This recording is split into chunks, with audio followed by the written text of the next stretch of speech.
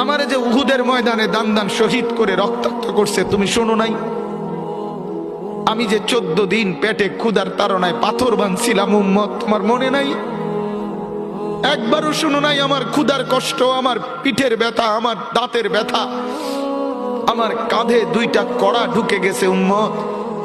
আমার ঘরে 3 মাস আল্লাহর নবীর স্ত্রী আয়েশা বলছে, আল্লাহর কসম উম্মত, নবীর স্ত্রী বলছে 1 ফোঁটা চুলায় আগুন জ্বলে নাই।